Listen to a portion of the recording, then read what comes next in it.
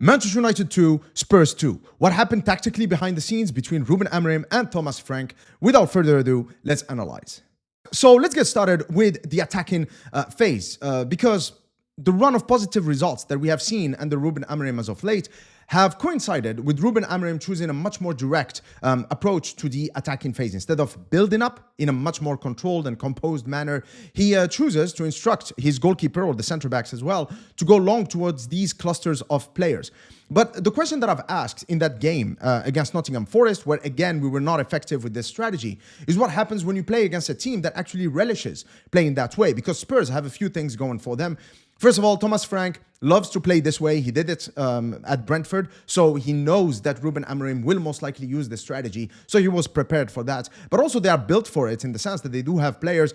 Christian Romero is quite an aggressive centre-back. Players like Palhinha and Van de Ven, they are really up for those kind of challenges. And we didn't start with Sesko or Xerxes to have that primary target man who would make life difficult for the centre-backs. But also the other issue we have is that in order for us to press effectively and to win those second balls right here, we have to commit Casemiro and Bruno Fernandes into more advanced positions, which leaves these gaps right here that can easily be exploited by the Spurs players, as was the case in this sequence right here. So we were not effective with this strategy because we would get sucker punched every time, because we would not win the primary ball and we would not win the secondary balls as well. But there was one instance where this works, and that, of course, that infamous Benjamin Sesko chance. I'm not going to talk about Sesko being a flop or a dud. That's beyond the scope of this video. I think that his poor performance got highlighted because he left the pitch and he left us with 10 men and we conceded the goal. So we were actually on the verge of losing the game.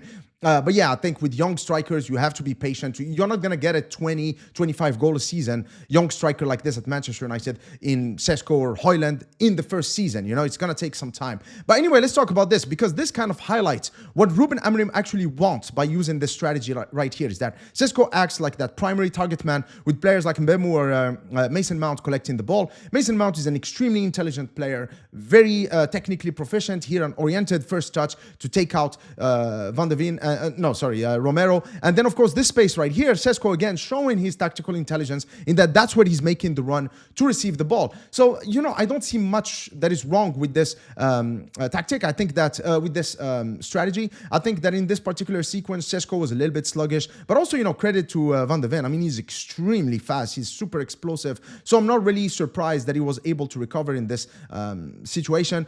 So yeah, I think with Sesko, it's just a matter of confidence, a matter of rhythm, but that's definitely a top striker that we have in there. So anyway, the long ball tactic did not work for Manchester United. So what did Manchester United do differently in that build-up phase? Well, of course, we tried to build up from the back. But one thing that you'll notice about Manchester United, though, is that we cannot build up from the back unless this man right here, Bruno Fernandes, takes massive risks. So effectively, our build-up, when we choose to do it more methodically with short and medium range passes, relies a lot on taking risks. It's a high-risk, high-reward type of, I would say high-risk, mid-reward type of strategy. So here, as you can see, Bruno Fernandes is kind of like acting like he's coming deeper in order to be involved with the build-up. But what he's doing is that he's taking out Xavi Simons as his marker. And then look, so we've seen this pattern of play against Nottingham Forest and against Brighton, going with these angular balls towards Bruno Fernandes, who makes a run and renders the pressing and defensive shape of the opposition absolutely useless. And the eagle-eyed among you, they will notice the timestamp is because of this Bruno Fernandes move that we were able to find ourselves in the final third and score our opening goal with Mbeumo right here. But here, Mbeumo's positioning is absolutely amazing, because I think that he realized throughout the game that he really could not win aerial duels against Van de Ven and Romero. So what he did here is that, again, credit to Ahmad for finding him, is that he found this pocket of space behind Poro and in front of Johnson right here, because both of them are not really good in the air. So then he's able to score a goal, in fact, effectively without even running. So he avoided the two monsters right here who most likely would have won the aerial duel, and then move into players he could bully. And that's just great awareness and great tactical intelligence from Mbeumo. But again, like I said, this is a double-edged sword, because we rely a lot on Bruno Fernandes taking risks and moving away from that double pivot position. And when he does that, it leaves us overexposed. So again, look at the timestamp. This is how Spurs were able to equalize that Mathys Tel goal. So again, Mount and Bruno Fernandes combining with each other. Bruno Fernandes, as you see, is making that run because we are quite aggressive. But Mason Mount's pass right here was not accurate to Sesko. So we find ourselves in a situation where Ugarte, the other half of the double pivot, is outnumbered by the Spurs player. So all it takes is one pass to one of them for Ugarte to be completely taken out of the game. And there we go, like Mason Mount misses his tackle, and then now Odebert gets the ball, and then they get to run at us.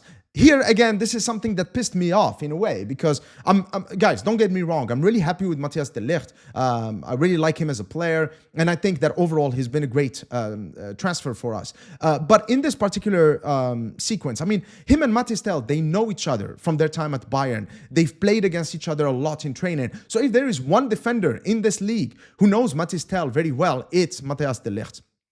And we're going to see this theme again of a Manchester United player struggling to read or to deal with one of their teammates, either in the previous club or in the national team, as we're going to see with Ugarte later on. But here what Tel did, this is a perfectly coordinated and sequenced move that Matthijs de Ligt should be aware of, because it's definitely a move that Mathys Tel was practicing a lot at Bayern. But then here, perfect oriented control again, opens up that angle, and then no chance, neither for Matthijs de Ligt or for the goalkeeper. That's a great center forward goal. What do you want me to say, okay?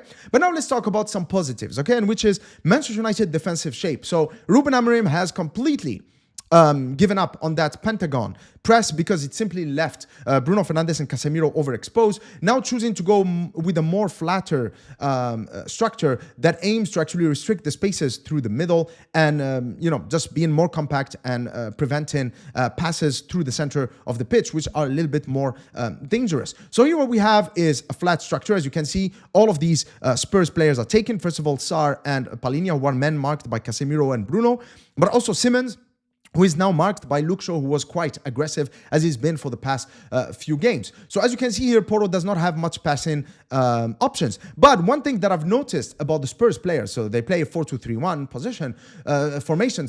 So basically what Sarr and Palhinha do is that they are aware of that. So they try to move into wider areas, as you'll see here. So Palhinha knows that Bruno is marking him, so he moves towards the wide areas. Why?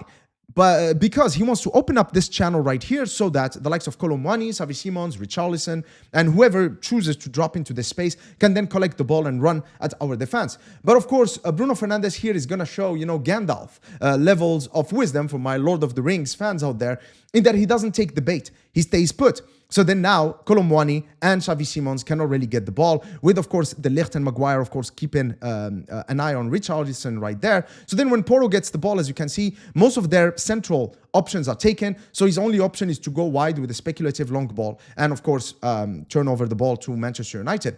Here again, a very good sequence, as you can see. Most of the other Spurs central players are taken, with the exception of Kolo Muani right here. But then look at Mbeumo again, the way he's pressing. I've noticed this about him and Sesko. The way they press is very smart, is that they do have an intent. And here the intent is to block this passing lane while simultaneously applying that pressure on Porto and just forcing him to rush a pass into the throw-in. And here Bruno, he appreciates what Mbeumo has done. So nice applause, again, showing great leadership. And again, it just shows that that was the plan all along, and Mbeumo has executed it, properly. So here, let's talk about Tottenham's second goal. So Ugarte, just like Matthijs de Ligt, is tasked with marking a player he knows, and in this case, Bentancur. But here, what we're going to see from Ugarte is really disappointing, so he follows him, he goes with the he goes for the aerial challenge, but he does what can be considered the cardinal sin. It is the cardinal sin for defenders and for goalkeepers. When you make a stop, when you make a block, never put the ball into the central areas. Just concede another corner or towards the throw-in. But here, effectively, what Ugarte did is just lay the ball perfectly for Odebert right here. He was stuck in that momentum going forward, therefore he played Richarlison, and that's it. We were able to concede. And here, De Ligt, he's raising his hand for offside, but then quickly realizes that Ugarte is just coming back from a position that allowed Richarlison to be onside. And that's it. That's 2-1 for Manchester United. Now, I did not think that we had it in us to actually find a way to, get anything out of this game.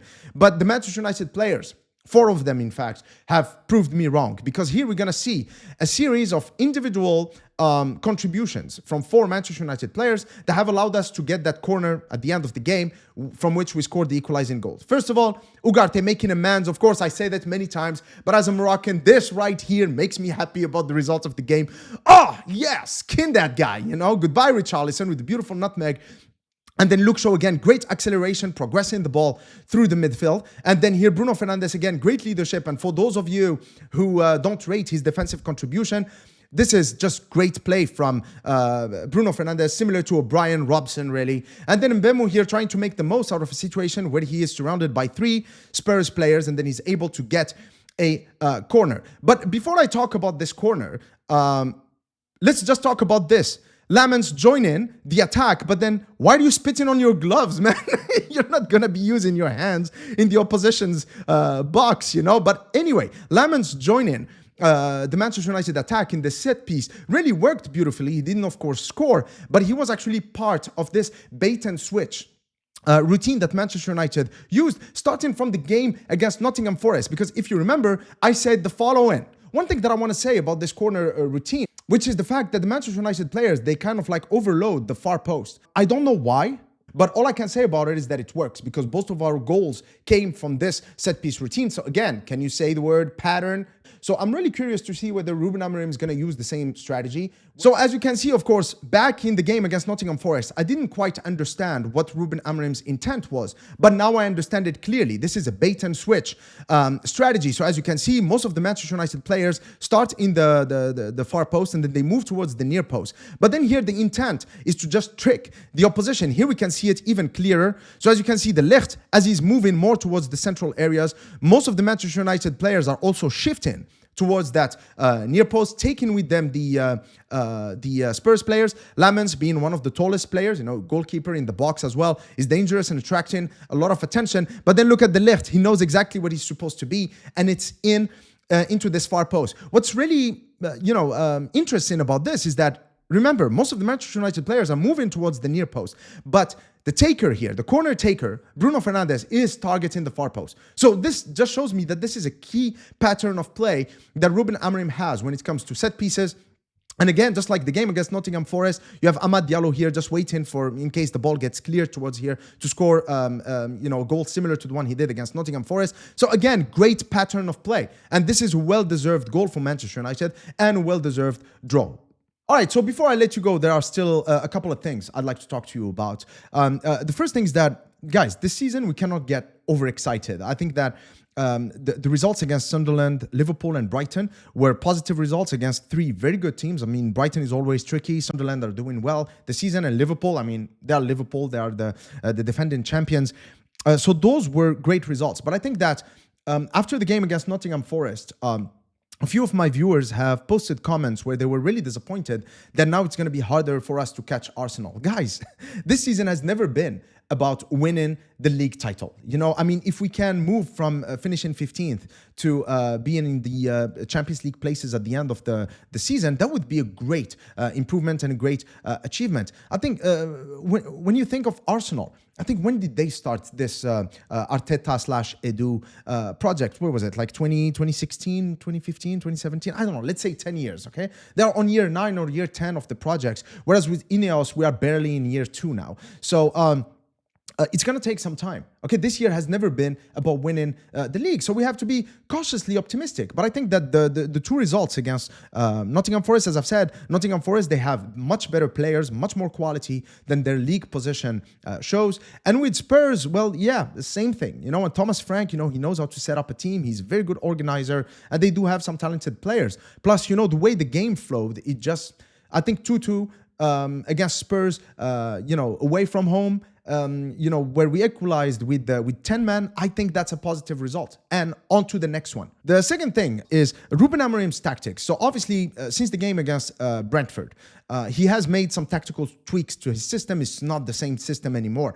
And it has worked in those first 3 wins. But then now against Nottingham Forest and Spurs, there is evidence that the opposition is catching on to what he's trying to do, and it's not as effective as it was. It's like using antibiotics on bacteria. They adapt, and then, the antibiotics are not powerful enough. They're not potent enough, okay? So now Ruben Amorim is at a stage where he needs to think of ways to innovate some more, to come up with different tweaks, keep things a little bit fresh and unpredictable. By the way, about that, guys, Scarlet report, I know that the majority of you are Manchester United fans, so I don't really talk about other teams and other managers and other players unless it's really linked to Manchester United, because I know that that's the content you guys are interested in, since the majority of you are Manchester United fans. But I'll be honest with you, I mean, the football tactics are extremely exciting. I mean, there's so many interesting and exciting things happening in Serie A, in the Bundesliga, in the Danish league. I mean, FC Midtjylland right now. I mean, there's so many, eye-opening things happening in the world today, in the world of football, from a tactical perspective. But I feel a little bit restrained because I cannot talk about those things on Scarlet Report. I cannot really post it here because I think many of you won't be really interested in that kind of content, since you are here mainly for Manchester United related content. However, if you'd like me to open a second channel where I talk about football tactics in a more general sense of, looking at other teams and, tactical innovations from other managers, as well as talking about players that are creating, new niche for themselves, a new role, etc., then just let me know if you would be interested in that second channel. If there is enough interest in it, I mean, I have very limited time, then I'll actually be quite motivated enough to start it. But I think it would be really interesting, first of all, because I am interested in tactics, in a broad sense of the term, but also for you guys, like, to better understand what's happening with Ruben Amorim and his tactics. The only way to truly appreciate what he's doing or to criticize what he's doing is to have a wider context of where the world of football tactics is moving. So yeah, if you'd be interested in that, please let me know in the comment section below. I hope that you've enjoyed this tactical analysis video. If you did, please give it the thumbs up. Until next time, cheers.